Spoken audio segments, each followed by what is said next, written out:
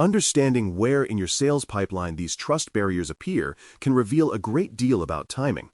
Early-stage prospects may accept questionnaires, but as deals progress to procurement or legal review, the absence of a SOC 2 report often delays or derails closure. When the time to close lengthens due to security evaluations or repeated evidence requests, it is a clear signal of friction. Tracking the number and depth of security review requests helps quantify this effect. Even more telling are lost opportunities, when a potential customer explicitly cites no SOC 2 as a reason for rejection. This is not simply about compliance, it's about enabling sales efficiency and buyer confidence through proof, not persuasion.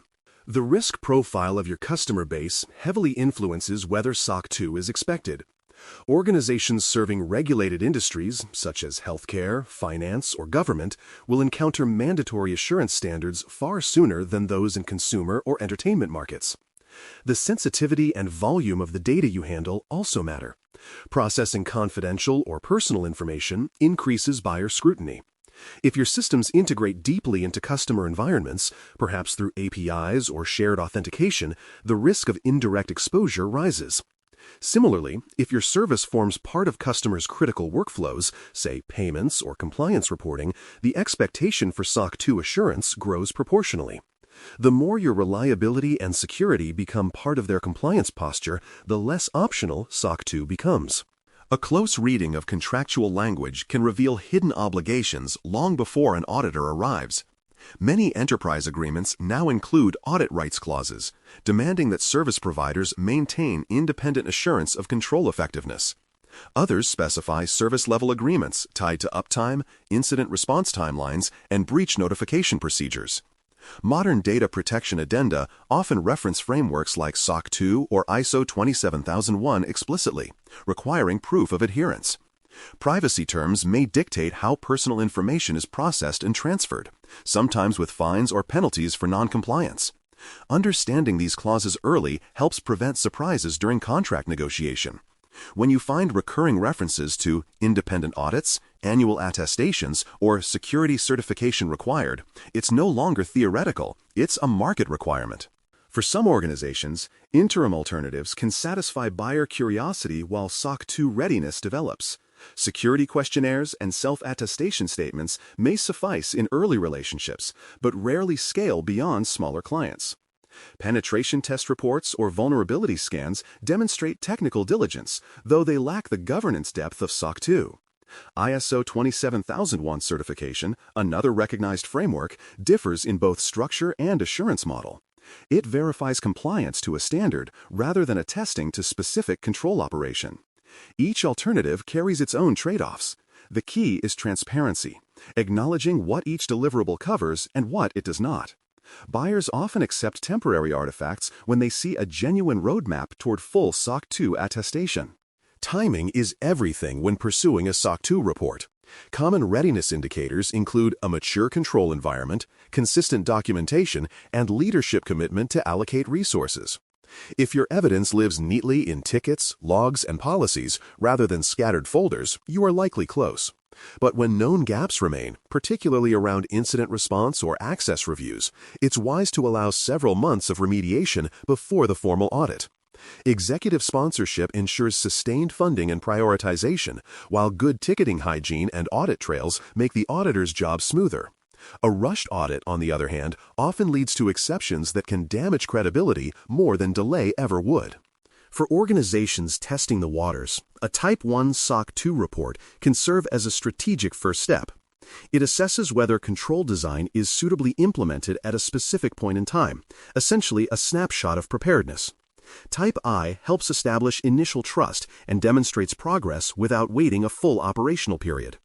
However, buyers must understand its limitations. It does not prove sustained performance. Communicating this clearly helps manage expectations while maintaining momentum. Many companies use Type I as a bridge strategy, showing commitment to assurance while preparing for the more demanding Type 2 audit.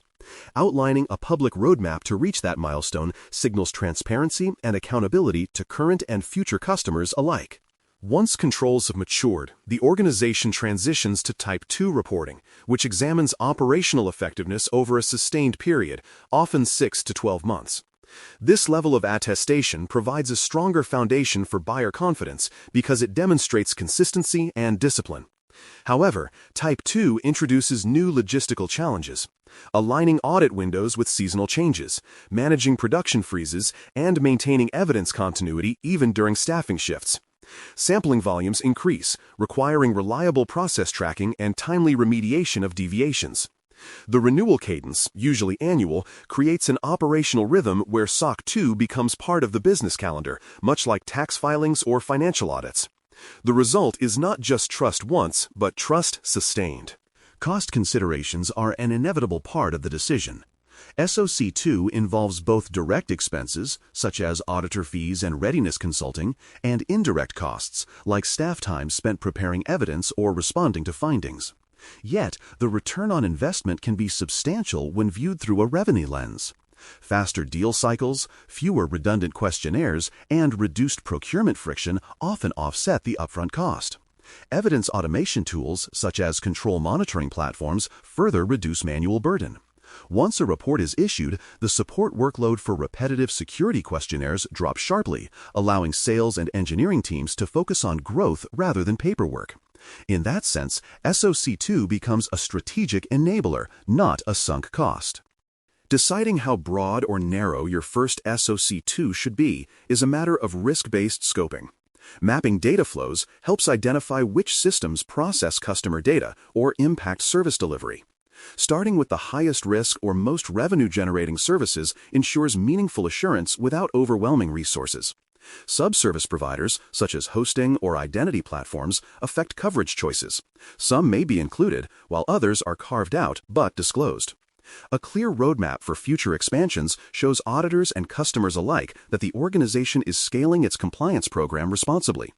Thoughtful scoping prevents overreach and provides room for controlled growth of assurance coverage. External vendor and platform pressures also shape the timing of SOC 2 adoption. Cloud marketplaces and integration partners frequently require attestation as a condition for participation. Hyperscale providers like AWS, Azure, and Google Cloud publish shared responsibility models, which clarify which controls belong to them and which fall to you. Many enterprise buyers now expect providers to document how they manage customer-managed encryption keys or bring your own control models. When your product relies heavily on other platforms, your ability to inherit or align with their attestations becomes part of your assurance story. SOC 2 readiness thus becomes not only an internal achievement, but a collaborative effort across your digital ecosystem. Finally, leadership alignment determines whether the SOC 2 initiative will succeed or stall. Executives and boards want to understand the strategic rationale, how assurance impacts growth, risk management, and reputation. Legal counsel can clarify obligations and help mitigate exposure, especially when contracts already reference attestation requirements. Setting revenue-linked milestones keeps progress tangible, transforming compliance into a business performance metric. Meanwhile, teams must invest in skills and staffing, from audit coordinators to evidence owners, capable of sustaining the program long-term. SOC 2 is not a side project, it's an operational capability that reflects the organization's maturity and discipline across every department. For more cyber-related content and books, please check out cyberauthor.me. Also, there are other prepcasts on cybersecurity and more at baremetalcyber.com. A simple but powerful way to gauge readiness is to perform an evidence readiness quick test. This informal self-assessment reviews whether the artifacts that auditors expect are truly in place and current. Can you produce recent tickets showing approved changes, along with accompanying test results and implementation evidence? Are access reviews performed regularly with clear proof of approvals and timely revocations? Is your logging infrastructure capturing key events with sufficient retention to cover the audit window? Do incident reports exist for prior events, complete with post-mortems and corrective actions? These are not just audit checkboxes, they are indicators of operational maturity. The easier it is to retrieve clear, complete records, the more likely your organization is ready for a successful SOC 2 engagement. Modern buyers also evaluate data protection expectations as a core part of trust. Encryption in transit and at rest is considered a baseline, but auditors will also review key management practices, ensuring segregation of duties, secure key storage, and regular rotation. A mature secure software development lifecycle, SSDLC, produces artifacts like code review logs, security test results, and dependency scans, all of which support SOC 2 evidence requirements. Data retention and disposal policies must also demonstrate discipline, proving that information is not kept indefinitely or deleted carelessly. The goal is to show that your organization treats data as a regulated asset, handled with intent and traceability at every stage of its life cycle. Operational resilience is another powerful readiness signal. Backup and restore tests should demonstrate not just that data can be recovered, but that it can be done within stated recovery objectives. Capacity management and error budgets provide insight into how the organization balances performance with reliability. Monitoring systems that track paging frequency, alert response, and incident follow-up all contribute to the evidence of control health. Mapping dependencies and identifying single points of failure reveals whether resilience is engineered or assumed. Regular tabletop exercises test coordination under stress and validate communication pathways during incidents. Collectively, these activities show that availability and reliability are not slogans. They are operationalized commitments. The organization's privacy posture plays a growing role in buyer and auditor confidence. Maintaining an accurate inventory of personal information, what data you collect, why, and for how long, is the starting point. Each purpose should have a lawful basis and a clear linkage to consent or legitimate interest. Handling of preferences and rights, such as access or deletion requests, demonstrates procedural maturity. Cross-border data transfers require contractual safeguards and monitoring to ensure lawful handling under frameworks like GDPR. Finally, incident handling processes should include privacy-specific assessments, determining whether notification obligations were triggered. A strong privacy program not only satisfies SOC 2's privacy category, but also builds long-term customer loyalty grounded in transparency and respect. Third-party management hygiene is another key factor in SOC 2 readiness. Every vendor introduces potential risks, so establishing a structured approach to risk tiering, due diligence, and ongoing monitoring is essential. High-risk providers, those with access to sensitive data or production environments, should undergo annual reviews and provide their own assurance reports or equivalent evidence. Contracts should include clear clauses regarding control responsibilities, audit rights, and termination procedures. Gathering SOC 2 reports or similar attestations from subservice organizations demonstrates that you are managing inherited risks responsibly. When vendors fail to meet expectations, documented remediation or disengagement ensures accountability. In this way, third-party oversight becomes both a compliance control and a reflection of corporate governance integrity. While pursuing SOC 2, organizations often face a communication gap, a period between readiness and final attestation. Handling this phase transparently can preserve trust and momentum. Stakeholders appreciate clear timelines and defined milestones rather than vague promises. Providing interim artifacts, such as penetration test results, security policies, or partial readiness reports, helps bridge the assurance gap. Some companies maintain trust portals where customers can securely access evidence under non-disclosure agreements. For high-risk customers, temporary contractual addenda may specify additional safeguards or monitoring. Most importantly, visible executive sponsorship in these conversations reassures buyers that leadership takes the journey seriously and that progress is tracked with accountability. There are cases where SOC 2 can wait, and recognizing them is part of strategic maturity. Startups handling only non-sensitive data or offering low-impact services may prioritize product-market fit before formal audits. Early-stage resources might be better spent refining systems rather than documenting controls.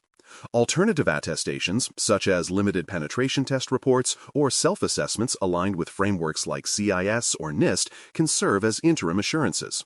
The key is to define clear trigger points for revisiting the decision, such as entering new markets, onboarding enterprise customers, or managing personal or financial data. Deliberate timing ensures that SOC 2 investments align with real business need rather than premature compliance pressure. Global operations bring regional and sector nuances that affect SOC 2 expectations. In the European Union, for instance, buyers may favor ISO 2701 due to its certification structure, while North American firms often prioritize SOC for its detailed control evidence. Multinational organizations may find it advantageous to harmonize these frameworks, using one control library mapped to multiple standards. Privacy laws like GDPR, CCPA, or LGPD introduce localized obligations that must be reflected in the system description and criteria selection. Some industries, such as finance or healthcare, require alignment with additional frameworks like PCI DSS or HITRUST. Understanding these crosswalks helps tailor SOC reports for diverse audiences, avoiding redundant audits while maintaining global credibility. To sustain SOC 2 beyond the first report, organizations must evaluate program sustainability. Continuous compliance requires budget, staffing, and tooling to maintain evidence flow year-round. Automation platforms can monitor controls, generate audit trails, and alert owners when deviations occur, reducing manual labor. Governance forums, often composed of security, compliance, and engineering leaders, should review metrics such as incident trends, exception rates, and audit readiness indicators. Regular reporting to executives reinforces accountability and helps allocate resources. Building a continuous improvement plan, complete with review cycles and lessons learned, transforms SOC 2 from a one-time achievement into a living governance program integrated with business rhythms. SOC 2's success also depends on go-to-market alignment. Marketing and sales teams must understand what the attestation means and, equally important, what it does not. Positioning collateral should emphasize assurance without implying certification or absolute security. Sales playbooks should prepare representatives to handle security objections with confidence, pointing customers toward relevant sections of the report or trust portal. Partner channels, including cloud marketplaces, often require consistent messaging and renewal commitments. Post-attestation, customer success teams should engage proactively, ensuring clients understand how SOC 2 reflects ongoing commitment, not just a compliance checkbox. Effective communication turns compliance outcomes into competitive differentiation. Ultimately, every SOC 2 journey ends with a decision framework that balances risk, revenue, and readiness. Executives evaluate the business case. Are deals being lost or delayed without attestation? Are risks increasing as customer integrations deepen? If so, what timeline is realistic given the current maturity of controls? The chosen path should specify scope, whether to include all trust services categories or only those most relevant, and define measurable success criteria such as audit readiness milestones or reduction in sales friction.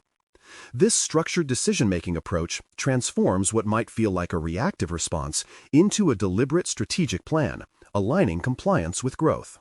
In conclusion, deciding whether you need SOC 2 now is a matter of context, not compliance alone. The triggers often appear first in customer interactions, questionnaires, contracts, and lost opportunities. Weighing the benefits of earlier adoption against resource demands requires honesty about your readiness and risk exposure. When pursued deliberately, SOC 2 becomes a growth enabler, streamlining sales and strengthening trust. When deferred strategically, it allows room for foundational improvements before formal evaluation. Either path benefits from clear rationale, defined checkpoints, and stakeholder alignment. The next step is translating that decision into scope identifying, system boundaries, criteria categories, and the roadmap that will carry your organization from readiness to recognized assurance.